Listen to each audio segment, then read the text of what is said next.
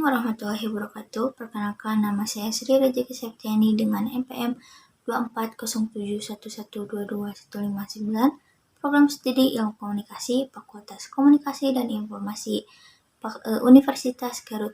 Sini saya akan mereview jurnal dengan bertujuan untuk melengkapi tugas mata kuliah Komunikasi Politik di semester 2 ini. Jurnal tersebut berjudul Sarana Komunikasi Partai Umat Kristiani di Indonesia, Studi Peran Partai Damai Sejahtera atau PDS periode 2004-2009, penulis Bapak Yandi Hermawandi, Esos, MSI pada tahun 2018. Metode penelitian yang digunakan dalam jurnal ini yaitu metode kualitatif menggunakan studi kepustakaan yaitu library research. Kita ketahui bahwa negara Indonesia merupakan negara dengan berbagai macam kebudayaan, suku, bangsa, dan agama. Republik Indonesia sendiri sejak diproklamirkan pada 17 Agustus 1945 telah memilih menjadi sebuah negara yang menganut demokrasi. Masa reformasi dianggap sebagai sebuah fase di mana proses demokratisasi kembali dimulai di Indonesia. Membeludaknya jumlah partai, termasuk Partai Umat Kristiani, merupakan salah satu proses pertanda demokrasi itu berjalan. Kebebasan ini nantinya melahirkan sebuah partai bernama PDS atau bisa disebut Partai Damai Sejahtera. Bagi umat Kristiani, keberadaan partai politik berbasis agama ini bisa menjadi sarana dan kendaraan untuk menyalurkan aspirasi terkait kehidupan mereka di Indonesia.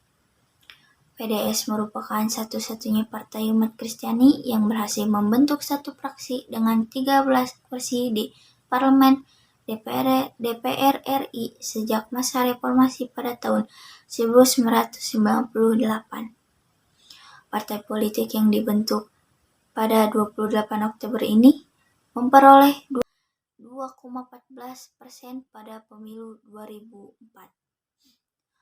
Agenda PDS yang utama adalah terdiri dari 3. Pertama, menjaga hak-hak minoritas.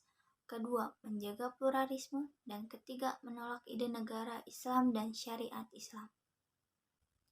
Khususnya berhubungan dengan aspirasi adanya kekhawatiran dari kalangan gereja terhadap kemungkinan berdirinya negara Islam dan syariat Islam.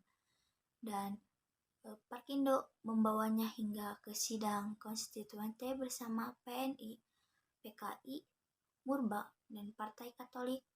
Parkindo memperjuangkan dasar negara Pancasila dan menolak dengan tegas dasar-dasar negara Islam dari pihak Masyumi dan NU.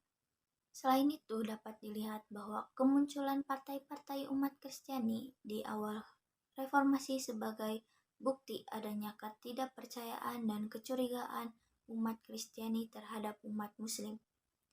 Perasaan saling curiga antara umat Kristiani dan Muslim ini disebabkan oleh pemerintahan Orde Baru yang melarang adanya diskusi dan wacana publik mengenai perbedaan-perbedaan termasuk masalah keagamaan. Adapun dapat yang saya simpulkan bahwa dalam jurnal ini dapat dilihat praktek Pancasila di dalam kehidupan Indonesia telah dilaksanakan dengan baik. Salah satunya ialah kebebasan berpendapat dan menganut agama bagi setiap rakyat yang dibungkus dalam sebuah wadah bernama partai politik. Adanya PDS ini bukti bahwa masyarakat Kristen di Indonesia masih diberi hak untuk berpendapat dan mendapatkan tempat yang sejajar dengan agama lainnya, meskipun kita ketahui bahwa mayoritas penduduk Indonesia beragama Islam. Demikian review jurnal yang saya dapat sampaikan.